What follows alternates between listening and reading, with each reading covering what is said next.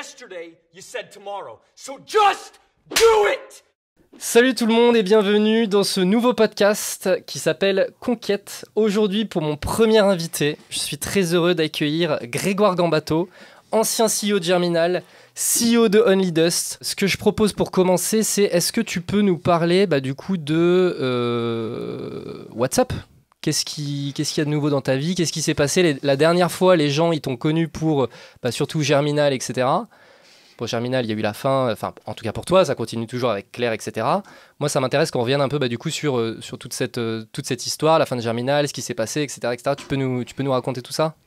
Ouais, on peut en parler. Du coup, pour aller rapidement, pour revenir un an en arrière. Donc là, je suis sur mon nouveau projet, ça marche super bien, je pense qu'on pourra en parler. Ouais. Sur un projet qui est complètement différent. Du coup, les gens souvent ils sont en mode un peu choqués, genre tu faisais ça, maintenant tu fais ça, mec, ça n'a rien à voir, mais c'est plutôt cool. Et donc du coup, Germinal, moi c'est une boîte que j'ai montée juste après mes études. J'ai eu 9 mois dans un taf où je travaillais en espèce de coworking et c'était ma première boîte et c'était la première boîte où ça marchait bien. On a fait 1 million la première année, 1,2 million la première année, puis 2 millions, puis 2,8 millions au troisième exercice. Donc très très content, une belle croissance. On était sur un mode agence et après on est passé sur un mode formation en ligne. Et en fait, on est arrivé à un moment où moi j'avais vraiment envie de lancer un produit tech. Et du coup, on avait lancé la formation en ligne, on avait développé un SaaS pour nos formations en ligne, pour nous-mêmes, et on s'est dit on va lancer ce SaaS à l'extérieur. En fait, on va lancer une spin-off qui va commercialiser ce SaaS auprès de tous les gens qui font la formation en ligne. Et du coup, on va séparer Germinal en deux, on va mettre d'un côté de la tech et de l'autre côté la partie formation en ligne.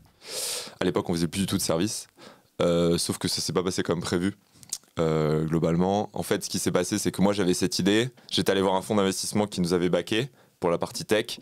J'avais prévu de scinder, transfert d'actifs, transfert de salariés. J'avais fait tout le montage. Tout était prêt. On avait tous les investisseurs qui étaient prêts à signer sur la partie tech, etc.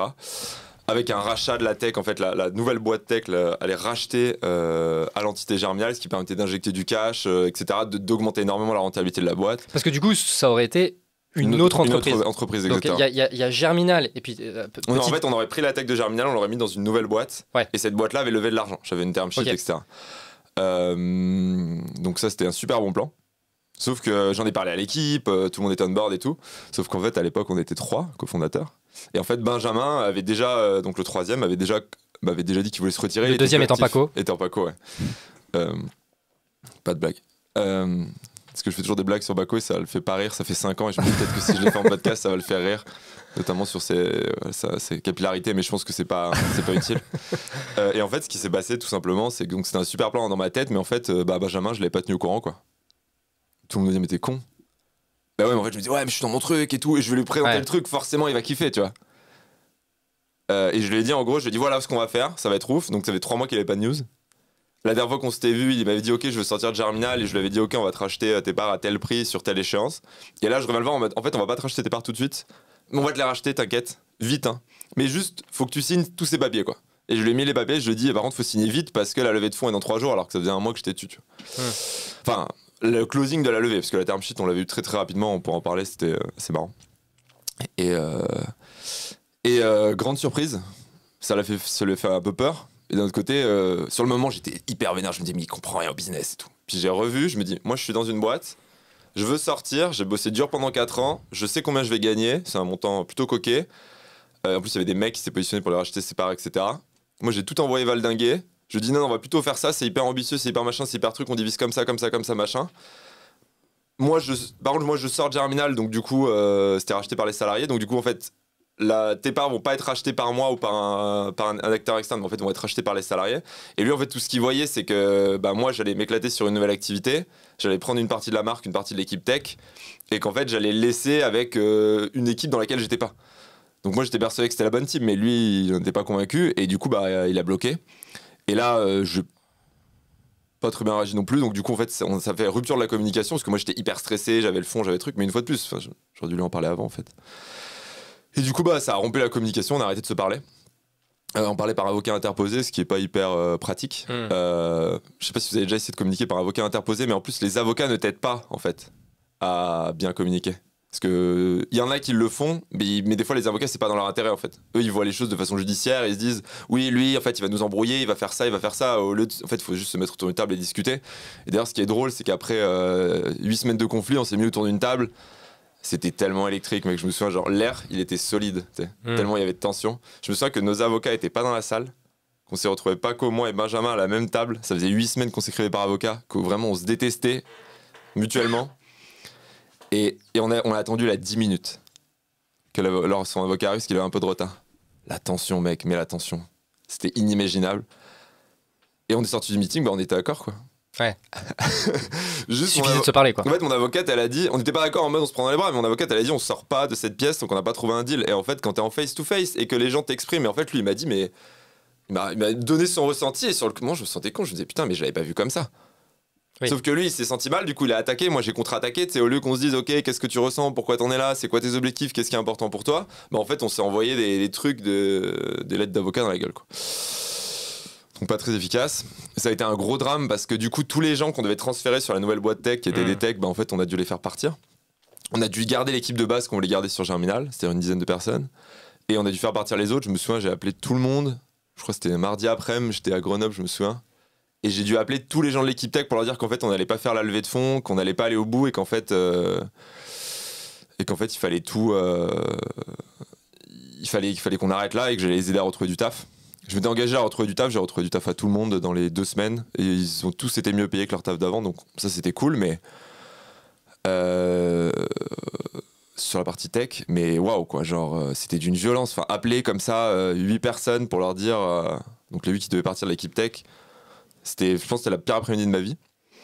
Et puis la tension quoi. T'es là, tu sais pas ce qui se passe. Et finalement, bah du coup, pour contenter Benjamin et moi, je me suis rendu compte que j'aurais dû faire comme ça depuis le début. En fait, j'aurais dû céder Germinal et lancer ma boîte tech. Ça aurait été beaucoup plus smart. Ça aurait marché. Mais j'ai voulu faire les deux. J'ai voulu contenter tout le monde et en fait, j'y suis allé comme un bourrin quoi. Et du coup, bah on a fini. Donc du coup, on a attaqué la vente et du coup, on a réussi à vendre le 16 décembre. Et le 16 décembre, c'était un jeudi, si je me souviens bien, on a vendu à 16h30, tout le monde a signé. À 18h30, on a closé pour ma nouvelle boîte qui était dans le Web 3. Donc 2 heures après, c'était une des journées les plus intenses de ma vie. Parce que closer une vente et une levée de fonds le même jour, c'est assez compliqué. Mais happy ending. Happy ending, ouais. Tout s'est bien terminé. Et du coup, j'ai pris 2 semaines où j'étais pas fatigué. J'ai mis 2 semaines de Noël, c'était genre... C'était l'épuisement, mais genre j'avais jamais vécu ça. Et le 3 janvier, j'ai rattaqué ma nouvelle boîte, quoi. Okay. Bien en tête et ça fonctionne bien. Mais voilà, donc ouais, ça a été dur parce que ça a été beaucoup de choses aussi. Des erreurs que j'ai faites sur Germinal, c'est par exemple, on a Kevin qui était notre RH qui avait fait un taf incroyable tout du long. Et moi, j'étais hyper content de son taf. Il s'est lui-même fait sa rupture co, parce que du coup, il faisait pas partie de l'équipe parce que vu la taille, une dizaine de personnes, il n'y avait plus besoin de RH. Et il y avait son dernier jour et moi, je l'ai pas appelé pour le remercier, tu vois. Je me suis dit, mais c'est évident, il sait que je suis trop content de lui, tu vois. T'es là, t'as bossé 2 ans dans une boîte, t'as tout donné, le dernier jour, ton CEO, il t'appelle même pas. Genre, il était vénère, tu vois. Tu vois, ce genre de truc, en fait, je me suis pas rendu compte que c'est pas parce que moi, je vivais un drame avec énormément de tension que, bah, en fait, que il fallait pas que j'en parle aux autres, tu vois. J'ai pas parlé à Benjamin parce que j'étais tout excité, donc du coup, j'ai pas pris mon téléphone pour lui dire où ça en était, le tenir au courant. Quand les gens sont partis, j'ai pas pris mon téléphone pour les appeler, pour les remercier de tout ce qu'ils avaient fait. Et en fait, tous ces petits trucs que j'ai pas fait en me disant non, mais c'est pas si grave, les gens ils savve. Mais en fait, non, les gens ils savent pas, ils sont de leur côté, ils ont peur, ils savent pas ce qui va se passer, ils comprennent pas pourquoi on change. Et ça, c'est un truc que j'ai appris. Maintenant, je prends le temps en fait. C'est 5 minutes qui, moi, me coûtent rien, qui disent beaucoup pour quelqu'un, pour lui dire ta reconnaissance, pour lui expliquer comment ça se passe, pour lui dire à quoi tu penses. Bah maintenant, je prends le temps de le faire et je pense que ça a été ma plus grosse erreur. En fait, j'étais tellement tendu, c'était tellement dur pour moi que j'ai oublié qu'il n'y avait pas que moi dans l'affaire et qu'il y avait plein de gens dans l'aventure et qu'il fallait que je m'en occupe aussi, quoi. Et je pourrais dire qu'il me manquait de temps. Mais la vérité, c'est que je manquais de courage, tu vois. Ouais. Bon, déjà, excellent. C'est top d'avoir ces apprentissages-là et tout. Il y a d'autres choses que tu ferais différemment là dans toute cette affaire ? Tu mentionnais Benjamin, la relation avec le groupe. Honnêtement, Benjamin, j'aurais dû communiquer avec lui très rapidement et lui dire qu'on s'aligne. En fait, on a commencé à se désaligner, donc j'aurais dû communiquer très vite. Sur les gens, quand on les avait partir dans l'équipe, j'aurais dû m'en occuper un à un et prendre le temps. Honnêtement, j'aurais dû dire à tout le monde de venir à Paris, prendre mon TGV et les voir un à un, 1 heure dans les bureaux. Et prendre le temps de comprendre leurs peurs, leurs angoisses, etc. Au lieu de les appeler, de leur dire mec, ça va être chaud et tout. Dans la vente, ça s'est très bien passé. J'ai vraiment trouvé la personne qui a racheté avec les objectifs que je voulais. Là, on se voit encore toutes les semaines, etc. Ça marche bien, c'est très cool. Ça, je suis très content de la vente. On l'a fait vraiment dans des très bonnes conditions. On a vraiment vendu aux bonnes personnes. Moi, c'est un vrai succès pour moi. Là-dessus, je suis très content. Financièrement, c'est cool, mais c'est surtout le feat de voir que 9 mois après, on bosse encore avec eux, quoi. Et qu'on a des nouveaux projets, tu vois, que je donne des idées, des trucs, que je fais des intros. Tu vois, j'ai l'impression que c'est mon bébé, qu'il y a des gens qui s'en occupent bien, quoi. Et ça, c'est vraiment ouf. Et après, la communication externe aussi, on a mal communiqué.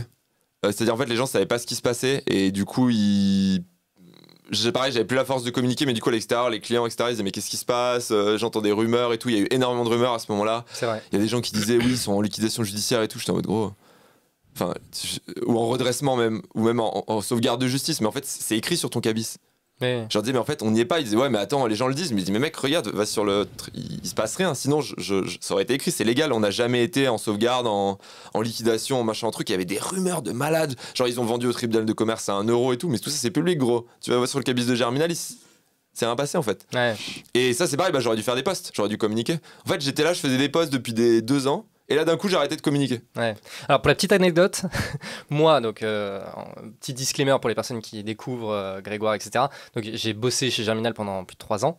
Donc, oui, c'est vrai, je me souviens. Avec Grégoire, on se connaît plutôt bien comme ça. Le pauvre. Et à cette période-là, effectivement, où il y avait un manque de communication, etc., personnellement, je recevais des messages de gens qui me disaient est-ce que tu sais ce qui se passe côté Germinal, etc. L'enfer. Et moi, je leur disais mais moi, je me suis barré de Germinal. En fait, j'y suis plus depuis 6 mois. Je sais des choses parce que j'ai toujours des relations avec Grégoire, etc. Mais dire, je vais pas commencer à raconter des détails et des machins. J'ai pas les détails, voilà, juste. Mais il y a eu énormément de questionnements, effectivement. Et j'ai été très très mauvais là-dessus. Et là, ma nouvelle boîte, c'est pour ça que je suis parti complètement différemment. Par exemple, tu vois, je suis sous pseudonyme. Donc des fois, les gens, je les rencontre, c'est quand c'est des Français. Ils me disent, mais c'est toi? Ouais. Genre, et le choc en visio. Ouais. C'est toi qui as monté cette boîte, genre, et les mecs sont clients chez nous, tu vois. Ouais. Et ils savent pas. Je communique beaucoup moins, je communique quand il faut, tu vois. Je suis beaucoup moins public sur le fait, la façon de recruter, sur l'ambition, etc. Pour moi, Germinal, c'était une étape. Et là, enfin, en fait, je me suis dit, qu'est-ce que je veux monter comme boîte? C'est quoi mon rêve? Et je me suis dit, vas-y, essaie de le faire, quoi. Et pour l'instant, ça fonctionne plutôt bien.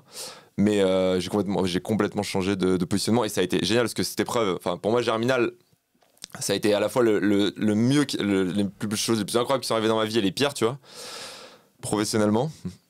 Et du coup, et en fait, ça m'a juste mis les idées au clair de qu'est-ce que tu veux faire, tu vois. Qu'est-ce que tu veux faire dans cette nouvelle boîte, c'est quoi ton ambition? Donc si tu devais recommencer, en fait, j'ai recommencé à zéro. Et là, je m'éclate, quoi. Là, vraiment, je sens que je suis hyper aligné, tu vois, genre, je souffre beaucoup moins qu'à l'époque de Germinal. Alors qu'objectivement, ce que je fais, c'est beaucoup plus dur, mais ça me fait tellement plus kiffer. Germinal, j'ai kiffé, hein, qu'on soit bien d'accord. Mais là, je suis au niveau de waouh, putain, on pourrait me proposer n'importe quel job au monde, je le prendrais pas, tu vois. On me demanderait de gérer une autre boîte. Tu sais, des fois, les gens ils te posent la question, genre, quelle autre boîte tu voudrais gérer si tu pouvais, tu vois. Je dis, mais celle-là, en fait. Là, ce que je vis, et c'est une chance. Ah bah c'est clair. Et c'est aussi ce que je me suis pris dans la gueule qui m'a permis de savoir ce que je voulais vraiment. Parce que quand tu vis des trucs aussi durs, ce que j'allais dire. Ça te met les idées au clair un peu. Il y a des trucs tu fais ça plus jamais. Ou ça c'était cool, tu vois. Quoi plus jamais? Le service. Faire du service plus jamais. Parce que... Et d'ailleurs, maintenant que avec Germinal, je suis tellement admiratif des mecs qui ont réussi à faire des grosses boîtes de service qui marchent. Tu sais, genre avant j'étais en mode ouais, le service, tu sais, j'étais dans le mode de l'agence, ouais, on va les détruire, les agences et tout. Nous, on travaille pas de la même façon. Puis il y avait aussi ce truc à l'époque de l'agence mais on n'est pas tout à fait une agence. Exactement. Et maintenant, je me dis en fait, on n'était pas tout à fait une agence, qu'on était moins bon que les agences, quoi. Enfin, que les tops agences. Hein. Je te parle de Adds Up, je te parle de Théo Lyon, je te parle de JV Web, des mecs vraiment, ils ont une méthode. Théodo, c'est. Machine. Ouais, ces boîtes-là, tu discutes avec les mecs et tu dis, mais j'avais pas les compétences, enfin, j'avais pas l'état d'esprit, les compétences qu'il fallait pour gérer, pour faire de ces boîtes un vrai succès, quoi. Ouais. Les compétences en marketing, machin et tout, c'est utile, mais c'est pas ça qui fait que ton agence, elle explose, tu vois. Et elle explose en fame, mais, mais elle implose aussi. Ouais, c'était bien. Je dis 3 millions de chiffre d'affaires en 3 ans. Il y a plein de mecs qui me disaient, sauf que la renta, on était à moins 2% des EBITDA, quoi. Moi, j'ai vu des mecs qui faisaient ça, ils étaient à 30% des EBITDA. Enfin, j'avais pas les bons KPIs d'un point de vue business, il y avait plein de choses que je comprenais pas, etc. Pareil, quand on a arrêté l'agence, en fait, j'aurais dû vendre l'agence et lancer la formation en ligne. Tu sais, j'ai un peu cette obsession de je veux embarquer tout le monde avec moi. Ouais. Donc, je fais l'agence, je vais lancer la formation en ligne, mais en fait, je garde tous les gens de l'agence. Alors qu'en fait, ils voulaient pas faire ça, les mecs. Ils étaient venus me faire du service. Ils se retrouvent à faire de la formation en ligne. Quelle surprise, il y a des gens qui partent, il y a des démissions, il y a des gens qui sont démotivés et tout. Après, la formation en ligne, je me dis, je vais lancer une boîte tech, mais là, je sépare, mais je garde quand même, je prends les gens. Enfin, t'es en mode, mais mec, t'es con, en fait. Juste, tu prends ta boîte, tu la fais, tu vas au bout, tu prends 6 mois, tu la vends, tu changes d'activité. Moi, je voulais toujours reprendre les gens avec moi, tu sais, en mode grande famille. Et là où avant, je voyais la boîte comme une grande famille, maintenant, je la vois comme une équipe de sport, tu vois. C'est-à-dire, en fait, les gens, c'est pas ta famille et les gens, ils sont contents de bosser avec toi. Mais si tu leur fais faire un truc qu'ils aiment pas sur un marché où ils ont pas envie d'aller, ils vont pas. Il y en a forcément quelques-uns qui vont te dire, ok, Greg, j'y vais avec toi parce que ça me plaît, le challenge makes it. Mais 80% des gens, ils comprennent pas. Bah, pour moi, il y a aussi un sujet de vision, tu vois, qui est assez intéressant parce qu'on rentre dans le sujet.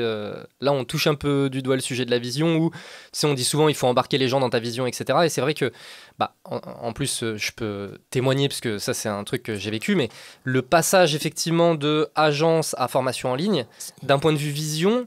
À ce moment-là, les gens, ils étaient perdus. Ils se disaient, mais je comprends pas la vision de la boîte. Et moi, je me suis engagé dans une vision qui est effectivement bosser avec des top startups, etc., monter en compétences. Et là, en fait, je me retrouve dans une vision où mon rôle va devoir être de créer du contenu, etc. Et c'est une vision dans laquelle je me reconnais pas. Mais même la vision de la boîte, on est passé à un truc complètement différent. Enfin, c'était même, tu vois, Benjamin, il s'y est jamais reconnu dans cette vision. Et j'ai essayé de forcer ça au chausse-pied, quoi. Par exemple, Benjamin, c'est un truc qu'il m'a dit là récemment. Il m'a dit, mais mec, en fait, moi, j'ai jamais compris ce pivot. Et il a dit, ok, on y va parce qu'on est dans la boîte. Et moi, je me rendais pas compte qu'il faisait tous ces efforts, par exemple. Moi, dans ma tête, c'était normal. Et un autre truc que je me suis rendu compte aussi, j'ai complètement changé dans la nouvelle boîte, c'est qu'avant, j'essayais d'avoir une sorte de. Tu sais, d'être hyper motivant, de faire des speeches qui inspirent l'équipe et tout. Mais en fait, je suis pas bon. Enfin. Peut-être que je suis pas bon, je sais pas par rapport aux autres entrepreneurs et tout, mais j'ai pas ce truc, tu vois. C'est plutôt, des fois, c'est un peu gênant, je parle trop, je tourne en rond, tu vois. Et là, par exemple, moi, maintenant, mon leadership, j'essaie plutôt de l'exprimer en one-to-one, où je me suis rendu compte que quand j'arrivais à laisser le bâton de parole à la personne et à lui poser des questions, et plus c'est dans une posture de coaching, j'arrivais à vraiment faire ressortir chez les gens ce qui les motive, tu vois. Ouais. Et j'ai réussi à le faire là sur les dernières semaines avec plusieurs membres de l'équipe, et c'est beaucoup plus puissant. Et là-dessus, je pense que je suis bon, tu vois. D'accord. Je sens que les mecs, ils sortent de là, ils me disent, putain, j'ai jamais vécu ça, tu vois. Waouh. Et c'est pareil, j'essayais d'être. Pour moi, un entrepreneur, c'est ça. Et j'essayais de coller à cette vision de l'entrepreneur. Mais en fait, ça collait pas à mes compétences. Et pareil, t'imagines, t'as un mec qui est là, toujours te faire des promesses, toujours te dire qu'il faut y aller toutes les semaines. Alors que toi, t'es là, tu comprends pas la vision, tu comprends pas pourquoi on a pivoté. Du coup, tu démissionnes parce que bah, t'en as marre, en fait.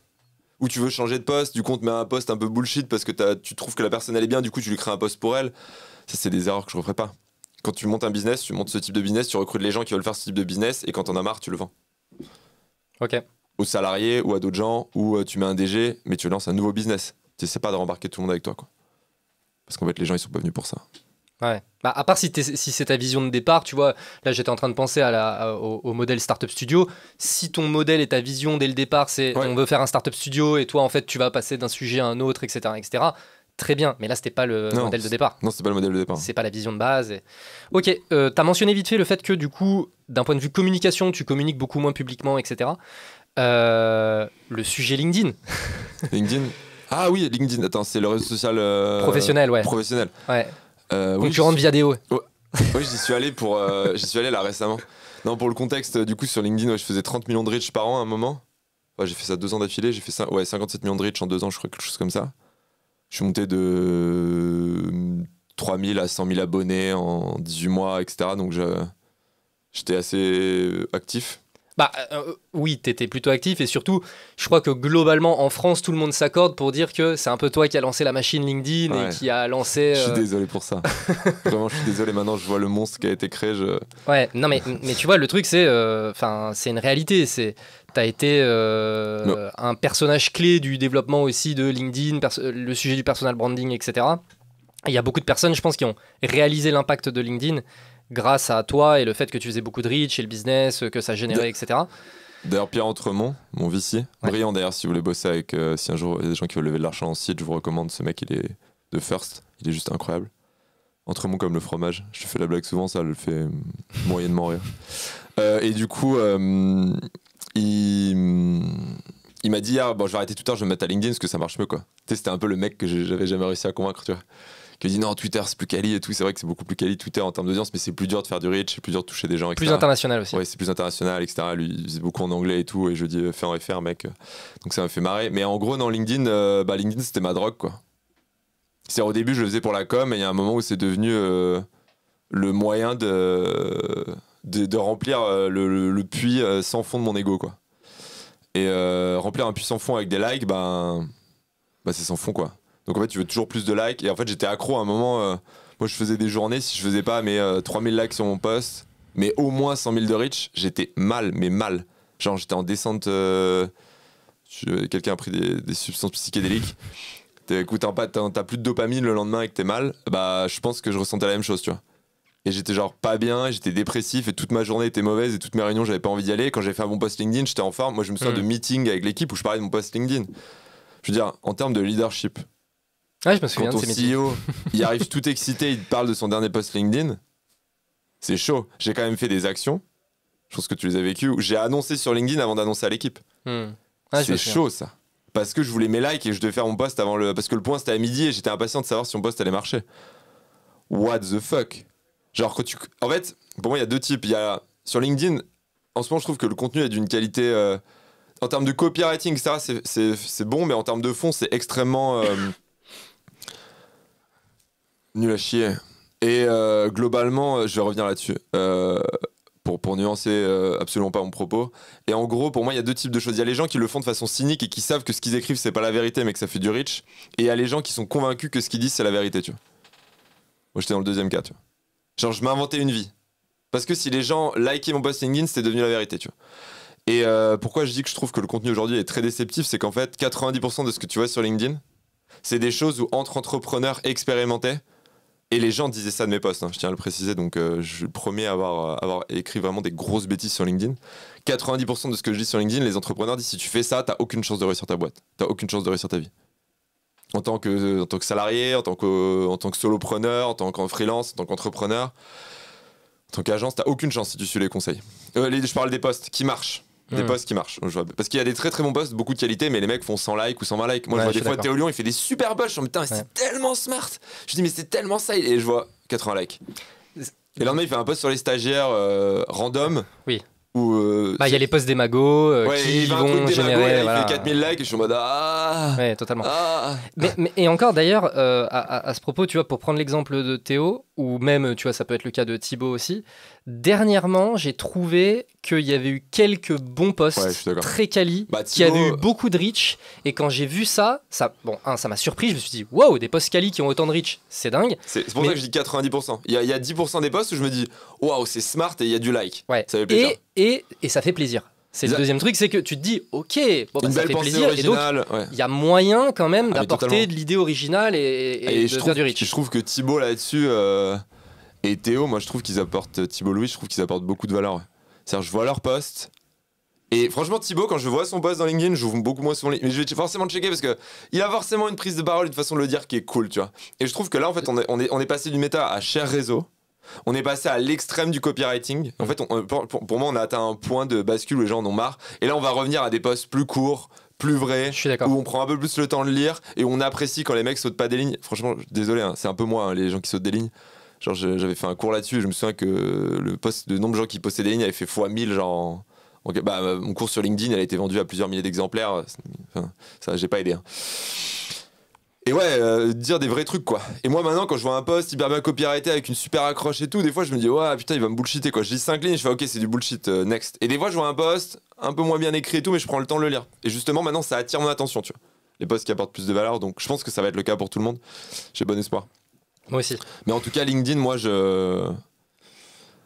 j'utilise vraiment de temps en temps mais j'ai réussi à comprendre ce besoin d'attention, à le dissoudre tu vois. Avec des exercices etc. Du coaching, des états modifiés de conscience et compagnie. Et maintenant, quand je fais un post LinkedIn, ça me fait plus rien, quoi. Je le fais professionnellement. Après, si je fais beaucoup de likes, ça me fait toujours un petit guillis dans le ventre, mais ça n'a aucun impact sur l'humeur de ma journée. Et ça, c'est ma grande victoire. J'ai été en désintox, quoi. Pendant 9 mois. Alors, ça permet aussi d'aborder un autre sujet parce qu'on a beaucoup parlé de Germinal, mais du coup, qu'est-ce que tu fais maintenant? Tu vois, le sujet de maintenant, c'est quoi ta boîte, personne sait encore. Parce que moi, quand j'ai une boîte, j'aime bien que personne sache ce que je fais avant que je la vende. Okay. C'est vraiment une de mes ambitions, tu vois. Mais il y a une réalité, du coup, par rapport au sujet de LinkedIn, qui est le secteur dans lequel tu évolues aujourd'hui nécessite moins cette présence publique. Ah, mais LinkedIn. Voilà. Bah, moi, en gros, mon plus gros client, c'est. Mais du coup, qu'est-ce que tu fais? Ah, ouais. Du coup, intéressant. De façon très basique, pour que les gens comprennent, nous, on distribue des bourses. On appelle ça des grants en anglais, mais c'est le terme usuel. des bourses à des développeurs open source pour qu'ils développent de l'infrastructure technique. Web3. Non, tout court. Ok. Et pour ça, on va avoir des fondations. Donc des fondations, nous, notre principal client, il a prévu de distribuer $1 milliard aux développeurs open source sur les 5 prochaines années pour développer l'infrastructure technique. Dans nos clients, on a des fondations dans le Web3 parce qu'il y a de l'infrastructure technique à faire sur des nouveaux langages, sur des nouvelles techs, etc. Donc l'infrastructure, ça peut être par exemple des outils pour aider les devs, pour les aider à faire des tests, améliorer des langages, des standards sur des langages, créer des standards, des EIP par exemple pour ceux qui connaissent, etc. Donc tout ça, et en fait on organise des équipes et enfin on va avoir ces fondations et via notre plateforme il y a des équipes qui s'organisent et qui ensuite bossent et ensuite touchent ces bourses. Et en gros, nous on a prévu, nos 3 principaux prospects ils ont prévu de distribuer, je disais, au total 5 milliards sur les 5 prochaines années. Et ensuite on a plein d'autres plus petits clients qui veulent distribuer 10, 20, 30, 50 millions. Et en gros, voilà, nous on crée cette plateforme parce que en fait ça permet de financer l'intérêt général technique. C'est-à-dire, en fait, tout est open source, donc tout ce qui est développé en fait, pourra être utilisé par d'autres boîtes. Et ça, en fait, ça permet d'améliorer la qualité du code et de l'infrastructure tech au niveau mondial. Et nous, en fait, ça, c'est notre première étape. Donc, on fait avec des boîtes Web3 et des boîtes non Web3. Mais aujourd'hui, les boîtes Web3 sont celles qui ont le plus de fonds. Ouais. Donc, on va voir en priorité celle-là, mais on va aussi en voir d'autres. Et en fait, notre objectif à terme, c'est de dire, là, on finance l'intérêt général technique, mais demain, on veut juste financer l'intérêt général. L'objectif, c'est que le prochain plan sur le climat de Biden ou en France, on ait 10, 20, 30% qui soient distribués par nous de façon décentralisée à des dizaines de milliers de personnes, des groupes de 3, 4, 5 personnes qui vont chacun, en fait, vont avoir 5 000, 10 000, 15 000 dollars de bourse pour aller faire une micro-action près de chez eux, quoi. Quand je dis micro-action, ça va pas être 1, 2, 3 mois de taf, hein. D'accord, c'est micro-action. Mais on pense que ça a énormément d'impact. Et aujourd'hui, en fait, tout l'argent de l'intérêt général, il est distribué à des énormes structures. Alors qu'en fait, en gros, pour moi, on arrose des champs de maïs avec des canadaires, quoi. Aujourd'hui, c'est ça quand on donne des bourses. Et en fait, nous, on veut faire du goutte à goutte, quoi. Ok. Vous, votre business model là-dedans, c'est quoi? On prend un cut sur tout ce qu'on distribue, entre 10 et 15%. Ok. Donc toi, en fait, ton rôle, c'est d'identifier les projets qui peuvent avoir le plus d'impact. Et il faut que tu arrives à... En gros, il y a des gens qui remontent des projets sur la plateforme. Aujourd'hui, on les sélectionne, mais demain, ce sera les gens de la communauté. Ensuite, il y a des équipes qui se forment, qui se mettent des roadmaps. Tu vois, une roadmap avec des milestones. Il y a un budget alloué par la communauté. Ensuite, à chaque fois qu'ils atteignent un milestone, aujourd'hui, on voit ça via GitHub, comme c'est du code, c'est hyper facile. Ouais. Demain, il faudra des oracles, donc des gens qui seront présents physiquement, etc., de la commu qui iront checker. Et ensuite, on leur déverrouille des budgets, et plus ils avancent, plus ils vont vite, plus on leur déverrouille des budgets, quoi. Et aujourd'hui, nous, on centralise un petit peu le truc, mais demain, ce sera que des gens de la communauté qui voteront les budgets, etc. Ce sera uniquement fait via la plateforme.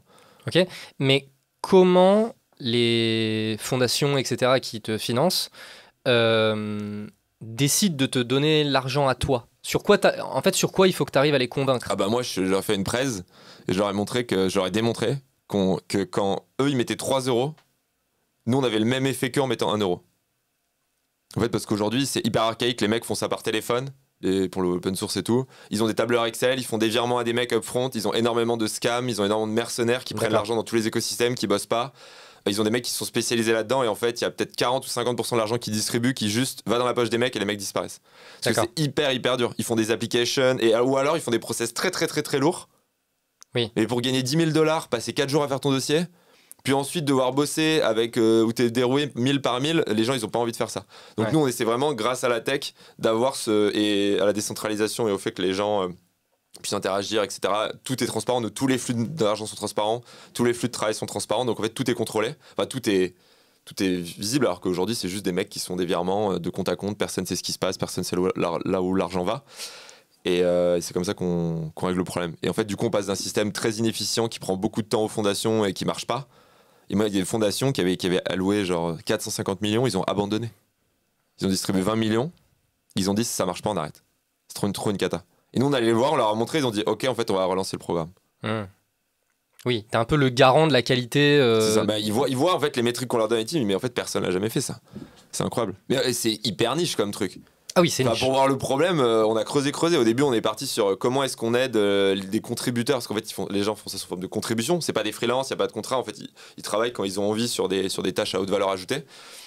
En moyenne, les mecs sont payés, tu vois, tu t'es payé 500-600 $ par jour, tu vois, en moyenne, quand tu bosses. Donc, c'est pas des petits trucs techniquement, c'est des trucs assez compliqués à faire, quoi. C'est pas très bien payé par rapport à un taf de free, mais en fait, les gens, ils font ça parce qu'ils font ça open source pour la commu. Enfin, C'est des vrais contributeurs qui sont Ouais. engagés. Ouais, en fait, c'est des contributeurs open source qui avant faisaient ça sans être payés, maintenant le font en étant payés, quoi. Ouais. Et du coup, ça donne envie à plein de gens aussi expérimentés de dire, bah, si je peux gagner un peu d'argent et travailler avec des gens cool sur des sujets cool, let's go, quoi. Et ouais, et oui, là, nous, on fait la diff, c'est sur la partie efficience, quoi. Et du coup, on a signé un premier POC, on a distribué 150 000 $ de grant, donc de bourse pour commencer. Ça, c'est hyper bien passé. Et là, du coup, ils nous ont alloué une énorme enveloppe pour continuer. Et là, on est en plein ramp-up, là. Enfin, là, on a la croissance, ça fait pareil les mouettes, quoi. Excellent. Il y a un sujet, c'est la levée de fonds. Parce que tu as été un peu vocal. Je vois de quoi tu parles. Tu parles de la fois où j'ai dit que les VC étaient des cancers. Exactement. Ça me dit rien du tout. Cette fois-là. Je démentirais. Je crois que je l'ai coupé d'ailleurs sur la vidéo où je l'ai dit. No joke. Je crois que je l'avais coupé parce que je me dis trop too much. Aïe aïe aïe.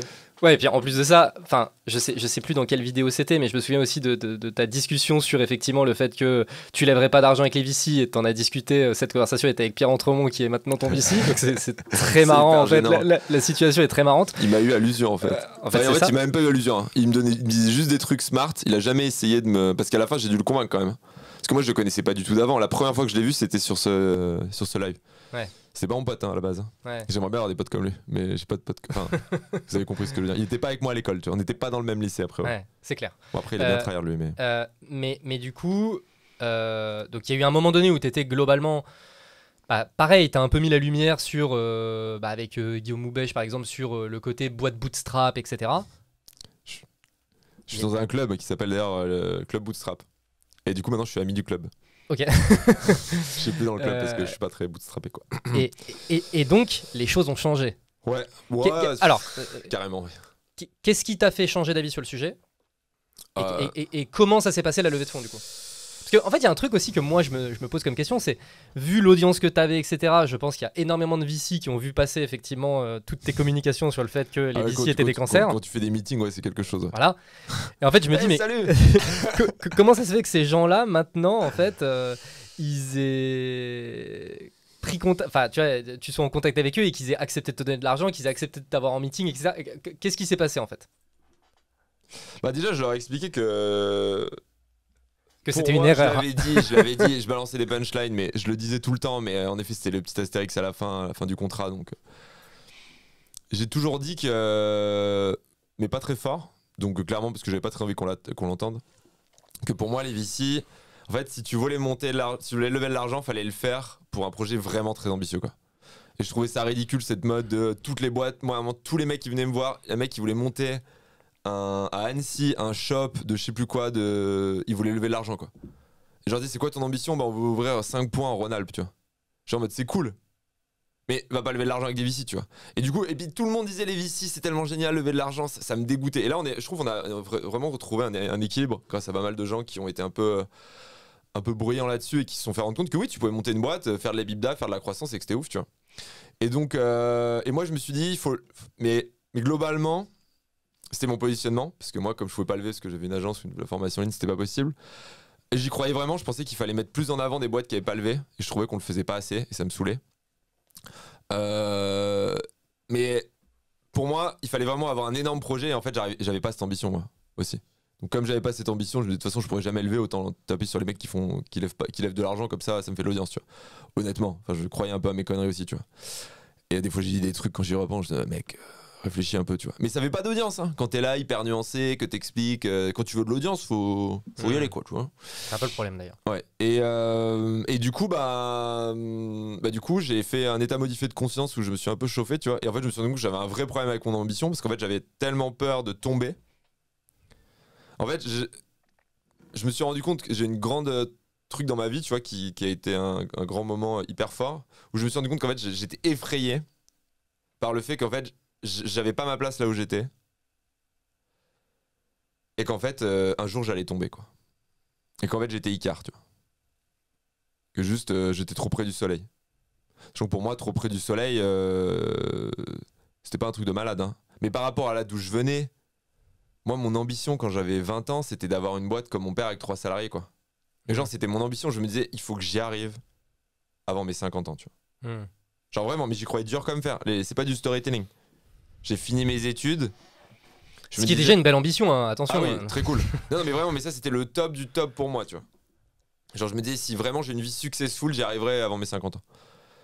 Ce qui objectivement est très cool. Mais moi, là d'où je venais, c'était ouf. Mon père, c'est un modèle de réussite, genre dans la famille, pour moi. Ce qu'il a fait, c'est incroyable, tu vois.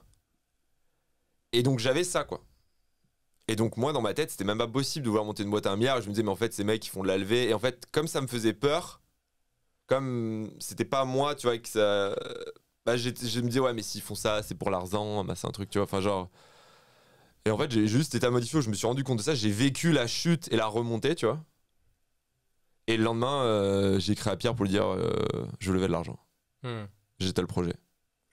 Moi, j'ai l'impression, dis-moi ce que t'en penses, mais tu vois, ce sujet bootstrap versus levé, j'ai l'impression qu'il y a aussi beaucoup de personnes, beaucoup d'entrepreneurs qui sont sortis un petit peu du côté très rationnel du sujet, à savoir est-ce que j'ai besoin de lever de l'argent ou est-ce que j'en ai pas besoin, et qui sont un peu dans une espèce de posture idéologique, genre moi je veux être l'entrepreneur bootstrap ou moi je veux être l'entrepreneur qui lève. On le voit dans le club d'ailleurs. Il y a au début il y a une tension, maintenant c'est plus tout le cas. Bah, en fait, il y a des mecs qui disent bah, moi j'aimerais bien faire une levée pour cash out une partie, faire cash out mes salariés aussi, et reprendre un peu de capitalisation. Donc je vais lâcher 10-5% de mon capital. Il y a des mecs qui disent je veux faire un LBO avec un fonds. Donc un fonds va investir un peu, je vais me racheter ma boîte parce que j'ai envie d'avoir de l'argent. Ça fait 10 ans que je bosse et en fait j'ai quasiment pas sorti de rentable parce que j'ai fait de la croissance. Et du coup, bah, ça fait 10 ans que je bosse et j'ai envie de sortir de l'argent. Et en fait, et je vois aussi des boîtes qui lèvent de l'argent qui se disent ok, bah là je vais juste lever 2 tours de table. Et après on va arrêter, tu vois. Ou des boîtes qui lèvent un tour de table, qui sont rentables et qui 36 mois après disent on lève un tour de table mais il leur lâche que 3% du capital. Comme Notion, je crois qu'ils ont lâché 3% une levée de fonds ou 2%. Et s'ils veulent garder la maîtrise. Et en fait il y a tout un... C'est pas tes bootstraps où tu lèves, en fait le capital il faut voir à quel type d'investisseur tu mets, pourquoi, etc. Sauf que cette finesse on l'avait pas du tout avant. Et maintenant les gens ils commencent à l'avoir, ils commencent à avoir la réflexion. Et en fait le capital c'est juste incroyable. Et aussi, il faut dire un truc, c'est qu'avant l'argent était tellement pas cher que c'est tellement tentant, mec. Oui. Je veux dire, pourquoi ne pas le faire? Je veux dire, nous, on a levé on a fait le seed, on discutait quand même d'une valo 2 mois après la création, avec des fonds, des gros fonds, hein, à 200 millions de valo, avec du cash out pour nous, 2 mois après la création. On n'avait pas de produit. Et moi, j'ai pas levé parce que j'ai dit, je me sens foncièrement mal à l'aise. Parce que ces mecs-là vont mettre de la thune, j'aurai plein d'argent sur mon compte, je sais toujours pas ce que je veux faire. Parce que 2 mois après le début, on itérait encore. Ça va juste me tuer, tu vois.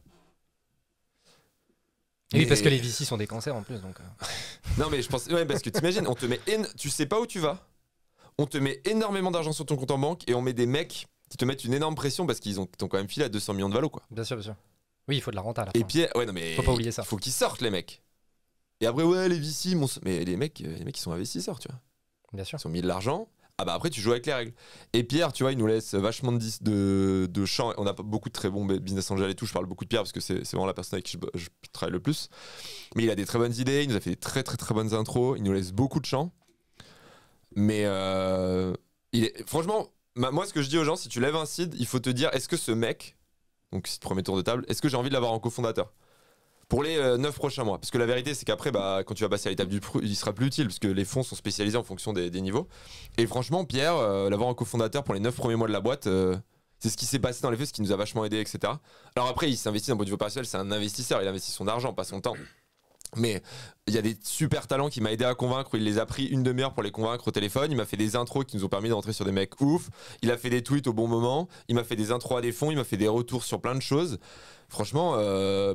Oui, il a un vrai rôle opérationnel. Mais un rôle opérationnel dans le sens il doit y passer 2 heures par semaine, tu vois. Bien sûr. Mais il a de l'impact. Mais surtout j'ai envie de bosser avec ce mec. J'ai envie d'avoir son avis, tu vois. Déj avec lui juste après. Je suis impatient de lui raconter ce qu'on a fait pour avoir son feedback parce que je sais que ça va être hyper pertinent. Et du coup l'avoir en cofondateur pour moi c'est pas déconnant. Je vois des mecs qui lèvent, ils disent ah mais ces mecs là j'ai pris leur thune mais waouh. Mais fais surtout pas ça mec. Parce que tu vas bosser avec eux sur les 7 prochaines années. Est-ce que t'as envie de bosser avec des mecs que t'aimes pas sur les 7 prochaines années juste pour avoir leur argent? Pas sûr. Et moi maintenant mon obsession là du moment c'est de dire on relèvera pas de tour de table. Et je suis convaincu qu'on peut être rentable dans les 6 prochains mois avec le niveau de chiffre d'affaires qu'on fait, etc. On perd beaucoup moins d'argent là. On fait 450 000 € de chiffre d'affaires cette année. Et après on va avoir en GMV, pour ceux qui connaissent en marketplace, je pense qu'on aura 500K de GMV par mois d'ici mars. Enfin en tout cas avec les deals qu'on a signés, etc. L'attraction qu'on a sur le produit. C'est tout sauf déconnant. Après, on arrivera à un palier. 504 GMV, ça va nous demander pas mal de taf pour ceux qui connaissent. Mais... Et on se dit à 500K de GMV, avec le take rate qu'on a, donc le pourcentage qu'on prend, on est quasiment rentable, tu vois. Donc là, avec le cash qu'on a encore en banque, on aura 48 mois devant nous, tu vois. Donc on aura vraiment le temps de voir venir les choses. Et je pense que 3 mois après, on sera rentable. Bref, tout ça pour dire que moi, mon obsession, c'est de construire pour moi, je pense que cette levée de fonds était la dernière, quoi. Ah ouais, c'est ça ton. Ouais. Tu penses que ce sera la dernière? Bah, je pense que là, dans le mode où on s'est mis, le business, vu comme il est profitable, vu les deals qu'on est en train de signer, vu l'attraction qu'on a, peut-être qu'on refera une levée, hein, je te le dis pas. Mais moi, en tout cas, je me suis mis dans l'état d'esprit où c'était notre dernière levée de fonds. Ok. Et peut-être qu'on relèvera, on lâchera 2-3% du capital à Paradigm ou à des très gros fonds Sequoia, Axel, ce genre de choses, à des moments clés ou peut-être 5%, mais quand on voudra, parce que ça nous servira à accélérer, etc. Tu vois. Et moi, je veux pas lever. Là, mon objectif, c'est j'aurai juste le chiffre d'affaires et ma renta. Tu vois. Et si à un moment, je me rends compte que avec plus de fonds, je pourrais vraiment accélérer fort, là, j'irai lever. Mais j'irai lever à mes conditions, quoi. De toute façon, dernière levée de fonds qu'on a fait, on était après Pierre, on a levé avec des business angels très très très haut niveau. On était à 40 millions de valo, tu vois. Donc moi, s'il me faut aujourd'hui, pour avoir 2 millions, je lâche 5% de ma boîte. Si on continue, là, on va encore augmenter la valorisation. La valorisation, là, c'est notre valo au moment où ça s'était pété la gueule, pas avant. Ouais. Juste pour... Oui, parce qu'il y a eu ce sujet. Ouais, non, c'était une valorisation au moment où ça s'était pété la gueule. Et déjà... Bien, beaucoup. Là, on parle de ça s'est pété la gueule au niveau macroéconomie, etc. Au niveau macro, etc. Ouais. C'était déjà le moment où les gens paniquaient, etc. Ouais. Où il y a eu des. Où globalement, les valos des boîtes. 30%, Voilà. les valos des boîtes s'étaient écroulés et tout. C'est pour ça que je disais avant, on parlait à des valos de 200 et on était revenu à 40 en mode. Oui. C'est déjà pas mal. Donc, non, il y a vraiment ça de. Enfin, moi, c'est clairement mon ambition, c'est de faire. Et du coup, je suis obsédé par la densité des talents, c'est de faire une décacorne avec 25 personnes, quoi. Avec juste une levée de fonds au départ. Là, c'est vraiment mon obsession. Tu vois. C'est vraiment ce que j'ai envie de faire dans la vie et je pense que il y a un monde où j'arrive à le faire. Tu vois. Et en tout cas, je donne tout ce que j'ai pour y arriver. Bah, ça me permet d'aborder aussi un autre sujet que je voulais voir, c'est quoi les éléments depuis Germinal sur lesquels tu as changé d'avis, tu vois, en tant qu'entrepreneur, etc. Typiquement, la densité des talents. Bah, en fait, c'est un truc sur lequel tu as forcément changé un petit peu d'avis. Parce que... fait, la densité des talents, c'est le truc sur lequel tout le monde est d'accord sur. En fait, il faut avoir énormément de talents de très forts et après, tu peux leur donner de la liberté.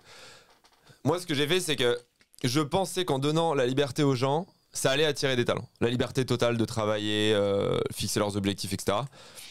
Et la vérité, c'est que non, ça attire pas les talents. T'attires des très bons talents, mais c'est pas ça qui les fait venir, tu vois ce que je veux dire. Parce que chez Germinal, je pense qu'on avait des gens qui étaient très très forts, mais c'était peut-être 20-25% des gens, tu vois. C'était pas 90%. Et clairement, donc déjà maintenant, j'ai compris qu'il fallait pas donner. Et d'ailleurs, c'est ce que dit le mec de Netflix dans son bouquin, je trouve très cool. One rules, no rules, un truc comme ça. Désolé pour. No rules, je crois que c'est voilà, ça. Oui, voilà, oui, pardon, excuse-moi. My bad. Le mec lit le bouquin, il se souvient pas du titre. En tout cas, c'est une couverture rouge. Exactement. Et en gros, ce qu'il dit, c'est, et je suis totalement d'accord avec lui, c'est que moi, je me disais, si tu donnes plein de liberté, tu vas attirer les top talents. Et en fait, non, il faut travailler sur cette densité des talents comme un acharné. Et une fois que tu as une équipe de malades mentaux, là, tu peux leur lâcher la bride complètement. Et là, les mecs, ils vont te tirer, genre. Toi, tu vas être là derrière, ah, attendez-moi, tu vois, ça va être formidable.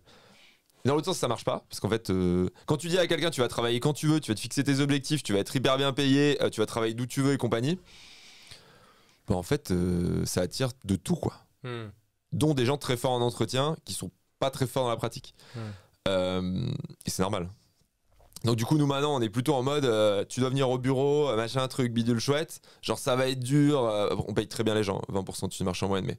Tu vas prendre vraiment cher, on veut monter une boîte de malades. Il y a des gens qui ça fait flipper. Hein. On a un process de recrutement qui est infernal, enfin genre. Et les mecs qui arrivent au bout, ils bossent comme des oufs. Ils sont une fois de plus très très bien payés. Ils ont beaucoup d'equity dans la boîte. On a déjà des salariés qui sont millionnaires dans l'équipe, tu vois. Avec la valo actuelle, attention. Bref, vous avez compris le délire. Et je vais pas donner des trucs un peu confidentiels, mais en tout cas, ils sont très très très très bien. Mais par contre, et après, quand tu sens, bah, tu leur dis, ok, c'est quoi qui est important pour toi? Le mec te dit, bah, moi, j'ai besoin de ça, j'ai besoin de travailler en remote 2 jours par semaine, j'ai besoin de fixer mes objectifs là-dessus, etc. Et c'est fine. Et en fait, tu leur demandes ce qui est important pour eux, tu leur donnes ce qui est important pour eux, et je suis tellement content de leur donner. Mais la densité des talents, 95% des boîtes de gens qui me disent, moi, j'ai la densité des talents, je leur dis, t'as pas une vraie densité des talents. Enfin, faut être un psychopathe pour avoir une vraie densité des talents, il faut vraiment être impitoyable dans ton recrutement. Et t'as des gens que tu kiffes et que tu dois faire partir. Rupture de période d'essai, hein, pas en mode licenciement, etc. Nous, on a rompu 50% des périodes d'essai chez Only Dust. Et pourtant, on a un processus de recrutement de ma boule, avec des profils que j'avais jamais vus de ma vie. Et des gens, ils sont là, ils sont très bons. Mais tu dis, ouais, mais c'est pas le niveau, c'est pas la densité qu'on veut, tu vois. Et j'ai fait partir des gens très bons, qui ont retrouvé un taf en 2 jours. Tu vois. Et ça, c'est vraiment le truc qui a complètement changé. C'est il faut être obsédé par la densité, et en fait, il faut toujours pousser au plus haut, plus haut, plus haut. Et en fait, c'est hyper facile de se raconter l'histoire en disant que tout va bien. Mais pour moi, c'est vraiment, sur le recrutement et sur les premiers mois de la personne, il faut donner un effort de ouf. Et d'ailleurs, tout le monde me dit oui, un mec bon, il donne de la valeur en 1 mois. Un mec excellent, jour 2, dans une petite organisation où il y a que des gens forts, jour 2, il pète tout. Ouais. J'ai des mecs, jour 2, tu dis, mais comment on faisait sans eux avant? Il y a le wow effect immédiat. Ouais, le mec, il te convoque. Moi, j'ai eu un mec qui m'a convoqué à une réu, quoi, pour me dire ce qui allait pas. Et il m'a proposé son plan d'action et ce qu'il allait délivrer. Waouh. Oui, c'est lui le boss. Ouais, il était en mode, dans son champ d'expertise, c'est lui le boss, tu vois. Y a pas de... Et là, il est en mode, il est angoissé parce qu'il a l'impression de pas avoir assez apporté à la boîte sur les 3 premières semaines. Et il veut qu'on lui fixe des objectifs, tu vois. Ouais. Donc, il y a vraiment ça. Et là-dessus, j'ai complètement changé. Où avant, j'étais plutôt à me raconter des histoires, à me dire que les gens étaient forts, à me dire que c'était cool et leur donner plein de liberté. Et me dire de toute façon, plus je donne de liberté, plus les talents vont venir. Et en fait, tu dilues tes talents. Du coup, ça crée des frustrations. Et en fait, les meilleurs qui portent tout sur leurs épaules, ils finissent par craquer, ils finissent par partir. Et tout le monde se raconte des histoires, on bosse tous avec les meilleurs et tout. Mais en fait non, quoi. C'est une fiction que tu. Et moi, j'ai beaucoup bossé là-dessus. Et moi, j'ai beaucoup de gens très forts chez Germinal qui sont partis parce qu'ils en pouvaient plus de travailler avec des gens qui étaient moins bons qu'eux. Et un autre truc sur lequel je suis revenu, c'est qu'avant, les gens me disaient, c'est pour ça que je suis contre le remote.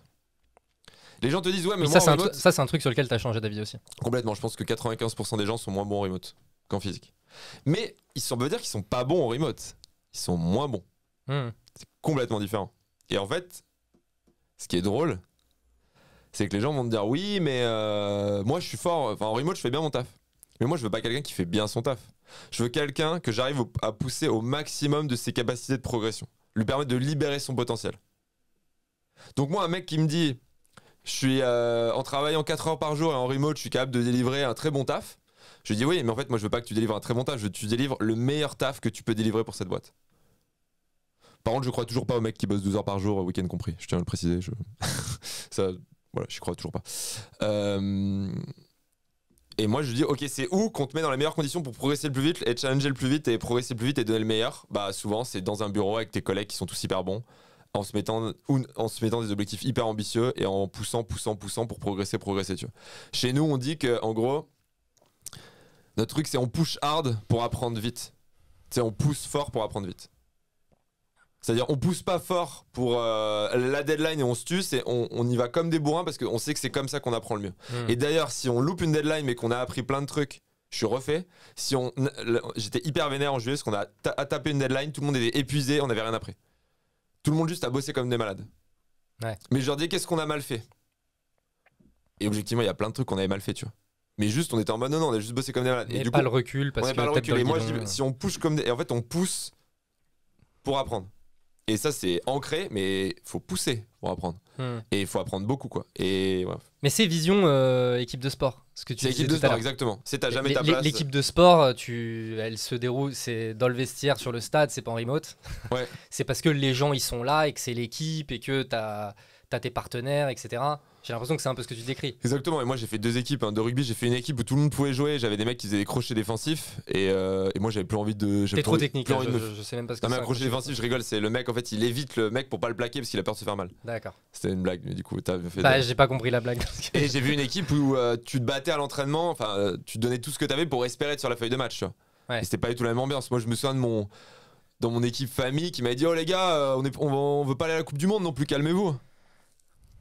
Oh, tu dis ça, mais mec, il fait 120 kilos, il t'arrive dessus, tu te dis on n'est pas là pour aller à la Coupe du Monde, tu te dis allez, c'est pas grave, je laisse passer. Ouais. Tu vois. Et moi, c'est pas mon état d'esprit, quoi. Et une fois de plus, c'est totalement normal. Puis quand tu mets les gens dans ces conditions, tu leur donnes tout, etc. Entre guillemets, et que du coup, t'attends beaucoup d'eux, mais que tu leur dis pas. Enfin, c'est pas les gens le problème, c'est dans quelles conditions tu les mets et qui t'a pris. De toute façon, à la fin, c'est ta responsabilité. Pareil, par contre, je crois toujours en les vacances, tu vois. Par exemple, il y a un mec là, il est parti un mois en congé patte. Pas un email, bah rien, tu vois. Ouais. Sauf si c'est vraiment une énorme urgence, je dis il profite, il a son gosse, son premier mois, il faut qu'il kiffe, tu vois. Et je sais qu'il va revenir, il va être à balle, il sera impatient de revenir dans l'équipe, tu vois. Ça par contre, tu vois, c'est le genre de choses où je suis, je pense, enfin moi perso, je suis en mode guerre totale, tu vois, dans ma routine et tout. C'est un truc que j'exige un haut niveau des gens de l'équipe parce que c'est comme ça et que c'est les règles. Mais la personne dont j'exige un peu d'orthophonie, j'exige le plus, et de loin, c'est moi, quoi. Ouais. Et là-dessus, moi, je suis un psychopathe, quoi. Vas-y, explique. Non, mais par exemple, pour la performance, hein, pas pour. Ouais. Je fais ça pour le taf. C'est-à-dire que les gens pensent que je suis comme ça, mais si j'avais pas ce taf-là, je ferais pas ça. Bah, je suis minimaliste. Maintenant, je vis dans 12 mètres carrés. J'ai le moins d'objets possible. Comme ça, je perds le moins de temps possible à faire le ménage, à me déplacer, à choisir mes affaires. Enfin, tu gagnes tellement de temps quand t'as pas d'objets. Mes loisirs, c'est que des trucs. Enfin, tu vois, c'est la marche à pied, quoi. Parce que je peux faire mes rendez-vous.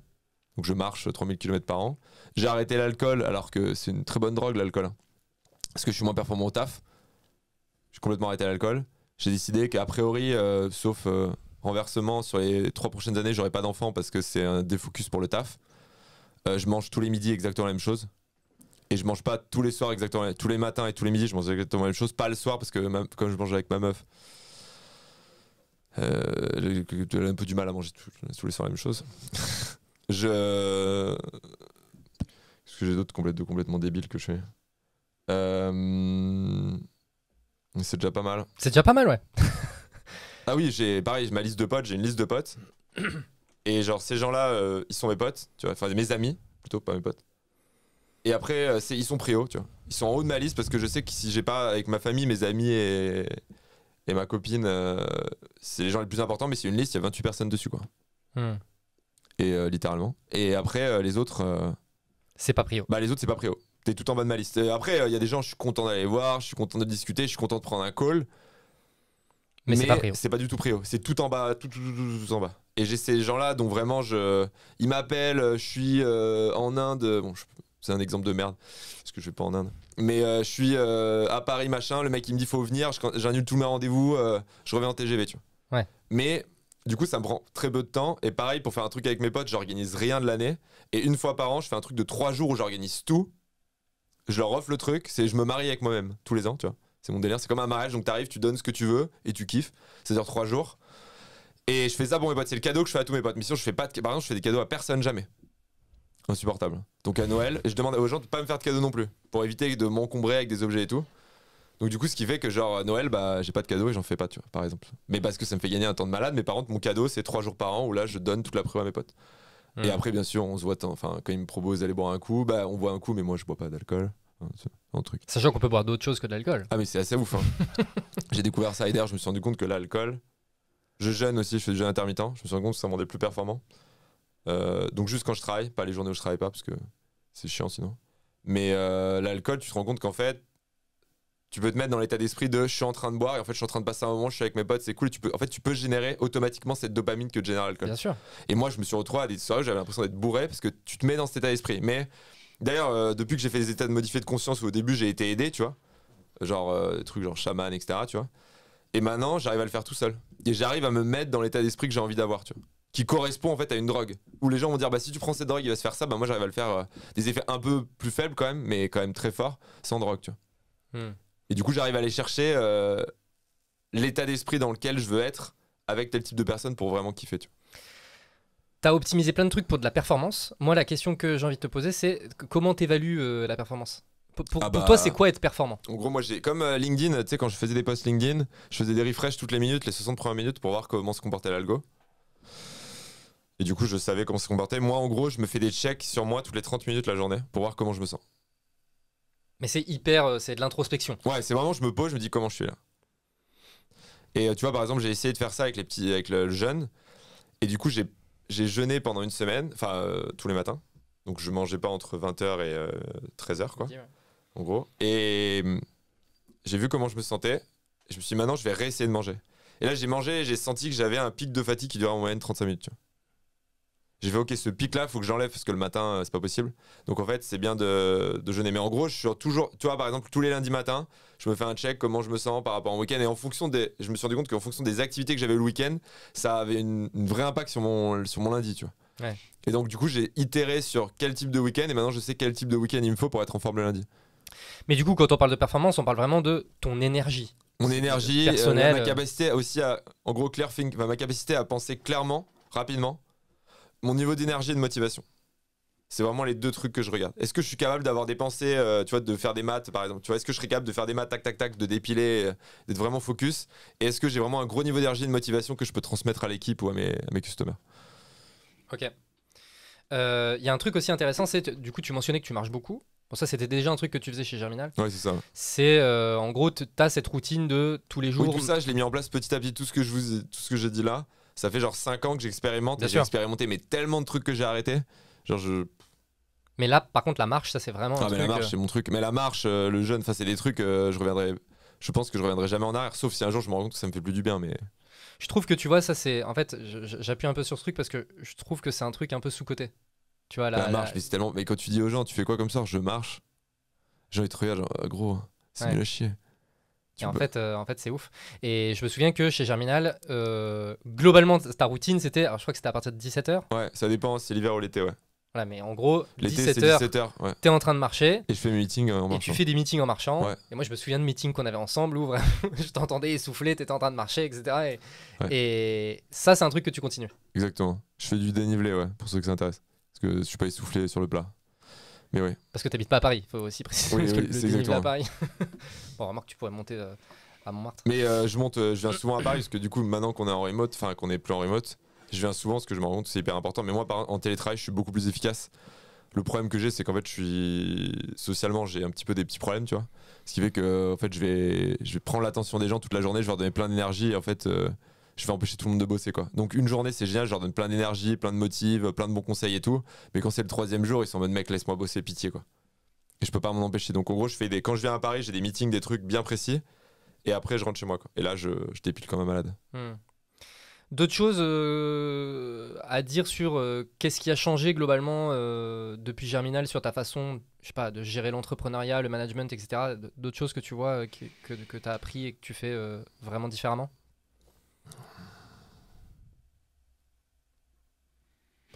Non, je pense, ce que je disais, le leadership, quoi. Ça, c'est un gros point, j'ai l'impression. C'est un gros point, vraiment. Et c'est que le début, hein, mais j'ai essayé de voir là où étaient mes super pouvoirs. Et en fait, moi, j'ai un profil très care, tu vois. En gros, si tu prends mon profil un peu d'entrepreneur, tu sais, après, c'est exécution et le fait d'être décisif, tu vois. J'ai fait mon profil avec des mecs qui font ça très bien. C'est développer une nouvelle méthode et tout. Et en fait, jusqu'à maintenant, le care, c'était un peu mon ennemi, tu vois. Le fait de prendre soin des gens. Parce qu'en fait, et je le faisais, je me disais, ah non, mais je prends soin des gens. Mais en fait, tu sais, je prenais soin des gens pour qu'ils soient performants. Mais du coup, c'était ce que je dis, c'est pas la bonne façon de faire. Il faut mettre de la densité, il faut être très très attentif à ça. Et ensuite, tu peux prendre soin des gens. Et puis, je prenais soin des gens de façon disproportionnée. Tu vois, ça peut être gênant, tu vois. Bref, je savais pas le faire. Je savais pas comment utiliser ce truc. Et je savais pas comment le mettre dans mon leadership. Donc, du coup, j'ai essayé de l'effacer, de prendre de la distance avec les gens et d'être un peu dur, tu vois. Ce qui fait que les gens, j'étais hyper sympa avec eux. Je leur disais que tout allait bien, puis un jour je me disais, allez, il faut que je sois dur avec eux, je les convoquais, je les défonçais, quoi. Si tu veux perdre quelqu'un, c'est la meilleure façon. D'autant plus que tu répètes tout le temps que on est tous les meilleurs, mais en fait, tu sais qu'il y a des gens qui sont pas bons, mais t'oses pas leur dire, enfin, une catastrophe. Parce que j'avais de l'empathie, j'osais pas dire aux gens qui c'était pas bon, qu'il fallait partir, je me disais, faut qu'ils progressent, donc j'essayais de les faire progresser, mais en fait, ils étaient pas dans une boîte qui leur plaisait, donc en fait, ils progressaient pas, mais je les gardais quand même. Je disais aux top performers qu'ils allaient bientôt progresser, mais ils voyaient qu'il y avait rien qui changeait, enfin, catastrophe. Et du coup, j'ai essayé d'en faire ma force. Et maintenant, j'ai essayé de me dire, ok, en fait, c'est vrai que j'essaie d'être loin des gens parce que je peux pas le faire. Mais du coup, quand je suis près des gens, je dois être vraiment près et je dois vraiment prendre soin d'eux. Je prends pas soin d'eux pour faire un post LinkedIn, je prends soin d'eux parce que vraiment, je suis connecté à eux et qu'il y a que eux qui comptent pendant ce meeting, tu vois. Et ça, maintenant, sur ma posture, je sens que maintenant, c'est devenu une force, alors qu'avant, c'était une faiblesse que j'essayais d'effacer, tu vois. Et j'ai essayé de pas être moi. J'ai été moi, c'était une catastrophe. Du coup, j'ai essayé de pas être moi, ça marchait un peu mieux. Quand même parce que c'était moins catastrophique et là j'ai enfin trouvé une façon d'exprimer mon leadership qui me ressemble et pas comme fait Steve Jobs, tu vois, dans la tête tu dis Steve Jobs, Elon Musk, c'est des mecs hyper distants qui te mettent des taquets, faut être comme ça, mais en fait c'est pas moi, quoi. Du coup c'était une catastrophe et donc c'est un truc sur lequel j'ai complètement changé et je pense que pour mes équipes c'est beaucoup plus facile et beaucoup mieux que ce que je faisais dans les précédentes boîtes, quoi. Y a eu là sur ta nouvelle boîte, il y a eu un événement que tu as déjà vécu dans la précédente boîte qui est le départ d'un cofondateur. Ouais. Comment t'as géré les choses différemment?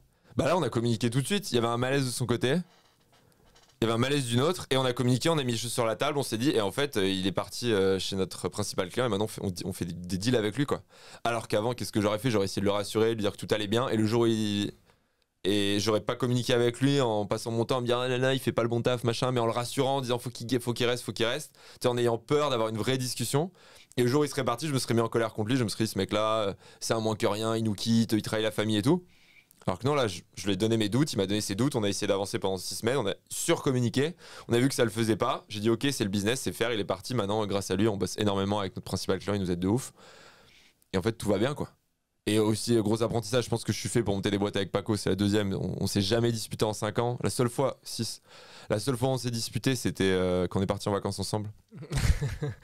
Bon, deuxième apprentissage, partez pas en vacances ensemble. Exactement, gros apprentissage. Monter des business. Et en fait, je me rends compte qu'on a une vraie synergie tous les deux. Et qu'en fait, on essaie toujours de mettre un troisième. Et qu'en fait, ce troisième, quelque part, on l'exclut indirectement. Et je pense que c'était le même problème. Parce qu'on est en face, quoi. Pour moi, on est le même cerveau on est deux faces d'un même cerveau. On est connectés en permanence, tu vois. Genre, on est fusionnel en termes de business. Pour le reste, pas du tout. Et du coup, en fait, le troisième a toujours du mal à se faire sa place. Et en fait, c'est toujours un peu artificiel. Et en fait, c'est comme forcer une relation. Et en fait, ouais, exactement. Je pense que mon apprentissage, c'est que je suis fait pour être à 2 avec Paco et qu'en fait, on crée un duo qui est tellement fort qu'en fait, avec un troisième, c'est compliqué. Mais là, en communiquant et en disant, on est une équipe de sport, on fait du business, si tu veux partir, c'est ok. C'est tellement mieux passé. Ça aurait tellement pu être un drama, ce truc. Et d'ailleurs, ce troisième cofondateur nous a grave aidé. Enfin, c'est Abdel. Parce que sur les 6 mois, il a été là, il nous a apporté une valeur de ouf. On est tellement content qu'il était là pendant 6 mois. Mais du coup, apprentissage sur l'association, c'est communiquer très tôt. Et les attentes, c'est quoi les attentes? Tu vas mettre ses attentes, mettre ses sentiments. Et en fait, créer un niveau de trust qui est suffisant pour oser se challenger, oser se balancer des taquets sur ce qui va pas, oser être responsable, oser s'engager, tu vois. Tu sais, c'est les 5 dysfonctions d'une équipe, tu vois. Où en gros, si t'as pas un gros niveau de confiance, en fait tu vas pas oser te challenge, tu vas pas oser challenger la personne. J'ai pas le mot parce que défier c'est pas mais tu vas pas oser challenger la personne, du coup la personne elle va tu vas pas être honnête avec elle en fait, tu vas pas lui faire les bons feedbacks, tu vas pas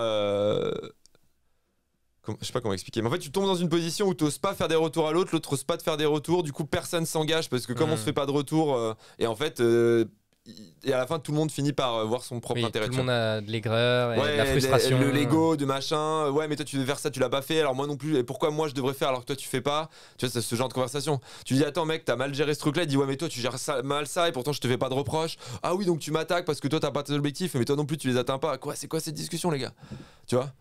Au lieu d'avoir une discussion où t'as mal géré ça, ok t'as raison, je vais faire mieux, puis 3 jours après l'autre te dit hey, ça t'as fait ça, ok t'as raison, je vais m'améliorer, et arriver à créer ce sentiment. Et ce sentiment de confiance que t'as au début, il est hyper important et c'est hyper dur à créer. Ouais. Et pour ça, il faut communiquer à mort. Quoi. Et on en revient encore une fois sur ce truc, de la même manière qu'avec les salariés, c'est se faire des points réguliers sur la vision. Ouais. Est-ce qu'on est toujours aligné sur la vision? Est-ce qu'on est toujours aligné sur ce qu'on veut faire? Ce qu'on veut pour nous à titre perso, ce qu'on veut pour la boîte? Et arriver à faire sortir aux gens, et là c'est le truc sur mon cœur j'essaie d'utiliser, c'est arriver à faire dire aux gens, leur faire comprendre, sans a priori, mais pour les aider, tu vois, qu'est-ce qu'ils veulent. Et quand tu arrives à faire dire à quelqu'un ce qu'il veut dans la vie, des fois ça met longtemps à coucher. Hein. Et il faut pas trop parler. Hein. Ouais. Faut laisser la personne, faut laisser des silences, faut laisser la personne le temps de s'exprimer, faut laisser le temps de chercher ses mots, ce que je faisais pas avant. Mec, dès qu'il avait une demi-seconde, je disais ouais, je pense que tu devrais faire ça. Oui, puis pas répondre à sa place. Ouais, pas répondre à sa place. Catastrophe. Mais je faisais ça parce que je pensais que j'aidais la personne, mais tu l'aides pas du tout en fait. Juste tu lui mets du bruit dans sa tête. Et ouais, et quand tu arrives à créer ça avec les membres de l'équipe et que tu arrives à leur faire comprendre ce qu'ils veulent, là après tu peux leur donner ce qu'ils veulent. Et là c'est formidable. Mais ce qu'ils veulent vraiment. Pas ce qu'ils pensent vouloir ou ce que leur pote leur a dit qu'ils devraient demander. Et ça faut montrer un peu de vulnérabilité, faut prendre le temps, faut écouter, c'est un truc qui se construit sur le long terme. Et ça j'avais pas compris comment le faire. Sur les 12 derniers mois, et globalement la période depuis la fin de Germinal, c'est quoi les moments les plus durs que tu as vécu et comment tu as rebondi après ça? Parce que forcément tu as eu des apprentissages de Germinal aussi. Comment tu as vécu ça? Bah du coup c'est le décès de ma maman du coup cet été, que tu connaissais du coup. On en a parlé juste avant, du coup elle avait un cancer, ça a été entre le moment, enfin en 3 mois c'était fini. Elle voulait pas se soigner, etc. Donc c'était un peu compliqué. Et ouais, en gros ce truc, ça m'a fait, enfin c'est un moment qui est épouvantable, on passera tous par là, enfin je veux pas non plus, moi j'ai plein d'amis, enfin pas plein, j'ai une amie qui avait perdu son père et je me disais tu t'imagines pas ce que c'est avant de le vivre en fait et c'est compliqué mais on passera tous par là donc ça sert à rien de se plaindre mais c'est vraiment un moment qui est très très compliqué et moi ce que j'ai essayé de me dire ok et j'ai bossé là-dessus avec David Laroche dont j'aime pas trop le contenu mais je trouve qu'il est vraiment quelqu'un qui est un très bon coach et qui a beaucoup d'empathie parce que pour moi c'était vraiment très très compliqué et en gros c'est vraiment déjà c'est prendre soin des gens moi ma maman c'était ma priorité elle était tout en haut de ma liste avec mon grand-père qui nous a quittés en début d'année aussi qui était vraiment mon modèle c'était des gens avec qui je passais vraiment du temps parce que je savais que c'était pas éternel et j'ai vraiment cette liste de gens où je sais qu'il faut vraiment passer du temps mes amis etc et ça m'a fait beaucoup de bien de savoir que j'avais fait ce qu'il fallait dans ma perception tu vois pas de ce que les autres pensent mais dans ma perception donc passer du temps avec les gens que vous aimez si c'est votre préo parce que même si vous montez une boîte etc quand ils sont plus là et maintenant quand je veux l'appeler je peux plus l'appeler quoi. Donc il y avait ça et après l'étape c'est se dire c'est quoi c'est pas occidental comme façon de voir les choses et moi au début ça m'a choqué. C'est de dire c'est quoi le cadeau caché tu vois. En partant mon grand-père, ma maman, qu'est-ce qu'ils m'ont donné tu vois, quel cadeau ils m'ont fait. Et au début tu te sens hyper mal parce que tu dis mais non non mais j'ai pas le droit, je dois être triste, pourquoi est-ce que je verrais l'intérêt, le bénéfice et en fait c'est très occidental. Et dans la culture un peu plus orientale, etc., c'est dire, mais en fait, les gens, ils sont partis, c'est triste. Il y a de la peine, il nous manque. Mais essayons de voir dans notre vie, en fait, ce que ça a donné pour nous. Tu vois, ma maman, par exemple, comme je peux plus l'appeler pour me confier sur des trucs difficiles que je vis, j'ai noué des relations plus fortes avec d'autres personnes, de confiance. Et au lieu de me dire que ma maman me manque, je me dis, grâce à elle, elle m'a fait ce cadeau, et maintenant... ces relations que j'ai avec ces gens, tu vois, j'ai l'impression qu'ils sont auréolés, j'ai l'impression que c'est un cadeau que ma mère m'a fait. Et quand je suis là en train de me confier à quelqu'un, de passer du temps avec lui, de vraiment avoir une vraie relation, de me dire waouh, c'est beau ce qui est en train de se passer, je me dis c'est grâce à ma mère, tu vois. Et du coup, je vois toutes ces choses formidables qui me sont arrivées dans la vie grâce à un moment. Et du coup ça rend les choses un petit peu plus faciles et je trouve que c'est une belle façon de voir les choses, donc je voulais remercier David qui verra sûrement pas cette vidéo, mais pour ça, je trouve que c'est une belle façon de voir le départ des autres. Oui, c'est célébrer ce qu'ils t'ont apporté, ouais. Plus que être triste de leur départ. C'est ça, vraiment, t'es triste, ça fait partie du processus, bien tu sûr, pourras pas l'enlever, mais se dire, wow, et de voir qu'en fait, ils irradient dans ta vie, quoi, qu'ils sont partout, qui t'aident. Et c'est un mécanisme, il m'a vraiment aidé à faire ça, et moi j'avais vraiment du mal. Au début, j'étais, mais non, elle me manque, pourquoi tu sais, genre, j'ai réagi hyper violemment, genre. Oui. Tu voudrais qu'elle me manque pas, tu voudrais que je sois pas triste, tu vois. Et non, en fait, c'est juste. Et maintenant, juste, je vois toutes les choses formidables qui m'arrivent grâce à elle. Et elle a été une maman formidable jusqu'à son départ. Et maintenant, elle m'aide encore, quoi. Ok. On touche à la fin de l'épisode. Qu'est-ce qu'on peut te souhaiter pour la suite ? Finir là-dessus, la violence du truc. Qu'est-ce qu'on peut te souhaiter pour la suite, histoire d'essayer de sortir de ça avec des choses positives ? Ce qu'on peut me souhaiter, c'est de continuer à... Quand je suis sorti de l'aventure Germinal, je me rendais pas compte de toutes les erreurs que j'avais faites. J'en voyais, je suis pas con, quoi. Mais je me rendais pas compte à quel point j'utilisais pas mon pouvoir, j'avais le mauvais leadership, à quel point je voulais la densité de talent, mais en fait je faisais pas ce qu'il fallait pour... à quel point en fait j'avais l'ambition mais en fait j'avais pas exprimé sur une vision claire, enfin tout ce qu'on a dit là, je vais pas refaire la liste, et j'avais un peu perdu foi en l'humanité, quoi. Je faisais globalement tu sais, j'étais tombé dans ce stéréotype de toute façon tu vois, maintenant des gens je les vois comme membre de l'équipe, tu vois, c'est mon équipe, on est tous ensemble, tu vois, je suis capitaine de l'équipe mais je suis membre de l'équipe comme les autres. À ce moment j'étais en mode mais oui, j'avais le seum, quoi. Pas contre tout le monde, mais je disais, mais les salariés, de toute façon, ils veulent juste gagner plus d'argent, tout ce qui les intéresse, c'est la paye, blablabli, blabla. J'étais devenu con, quoi. De toute façon, j'aurais monté un business tout seul, tu sais, genre. T'avais ta carte MEDEF, quoi. Voilà, j'avais ma carte MEDEF. Et j'avais vraiment perdu cette foi, tu vois. Et je l'ai retrouvée là. Je me dis, mais en fait, c'est juste que je faisais pas les choses correctement. En fait, tu peux faire des trucs de ouf, tu peux vivre des aventures humaines de ouf, quoi. Tu peux kiffer, tu vois. Avec des gens qui sont à la bonne place avec toi. Parce qu'il y a des gens qui sont très bons mais qui sont pas à la bonne place. Qui sont à la bonne place avec toi et tu peux dire, ouais, tu peux monter une vraie équipe sur qui tu peux avoir confiance. Et Sauf qu'on nous présente ça dans les livres, dans les machins, comme si c'était facile, tu vois. En mode, oui, donner confiance aux gens. Je me suis rendu compte que c'était tellement dur de faire ça, et que la plupart des gens qui disent ça sont comme moi, se racontent des histoires. Et je me suis rendu compte que oui, ça existait vraiment, d'avoir ce niveau d'équipe. Et du coup, ce qu'on peut me souhaiter, c'est que je continue à kiffer comme ça et à faire que tous les trucs que j'espérais quand j'ai commencé à créer une boîte, le rêve que je m'étais fait de mon entreprise, tu vois, de bosser avec des gens qui sont trop forts, qui sont hyper impliqués, qui te poussent à avoir une mission genre pour le monde, tu vois, qui va changer la trajectoire du monde peut-être de 0,2%, mais pour le mieux.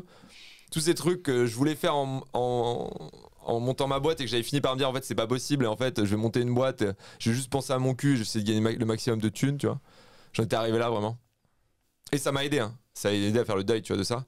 Et là je commence à réespérer, tu vois.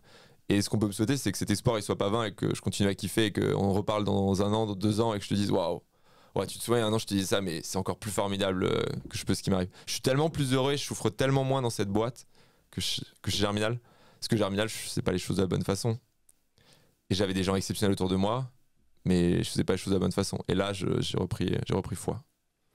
Ton ambition là, parce que t'es quelqu'un qui a beaucoup d'ambition, si tu devais décrire là ton ambition sur le moment, enfin en ce moment, c'est quoi l'ambition ultime pour toi? Parce on a parlé un peu de l'ambition ultime à une époque, avoir ma petite boîte avec 3 salariés. Là, c'est devenir qu'en fait, le financement de l'intérêt général, en fait, c'est complètement révolutionner le financement de l'intérêt général. C'est-à-dire que demain, pour financer la transition écologique, pour financer les infrastructures techniques, mais aussi les infrastructures, les autres types d'infrastructures, tu vois, où aujourd'hui il n'y a pas de modèle éco, en fait, qu'on arrive à mettre en place cette taxe sur les transactions financières. C'est ce que font mes clients, en fait. Ils ont une taxe sur la plupart, les fondations, ils ont des taxes sur les transactions qui se passent sur leur protocole, etc.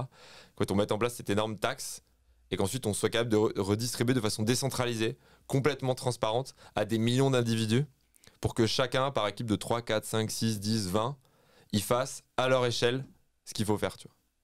Et ça, en fait, ce serait juste une autre façon de coordonner l'humanité. Et moi, mon rêve, c'est d'upgrade le software de l'humanité, de faire qu'enfin, on arrive à se coordonner à une échelle mondiale avec des micro-actions sur les sujets les plus importants du moment où, en fait, le ROI, comme il n'est pas évident, aujourd'hui, il y a très peu de gens qui s'y attaquent, quoi.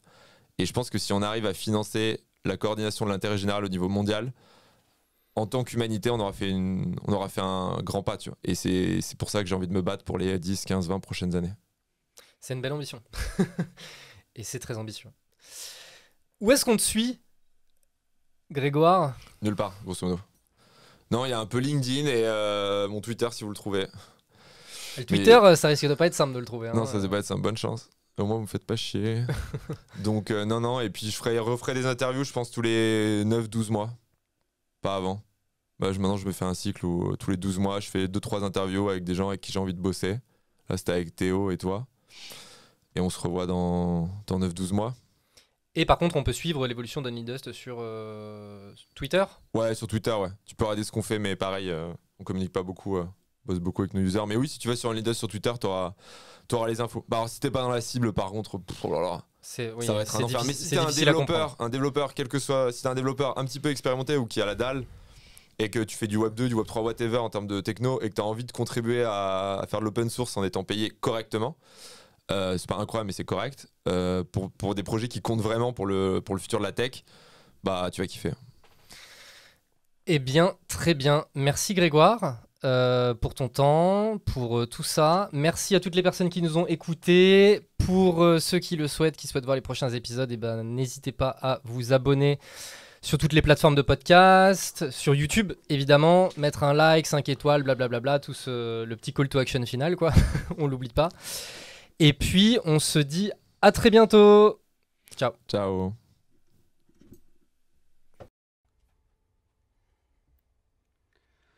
Do it! Just do it! Don't let your dreams be dreams.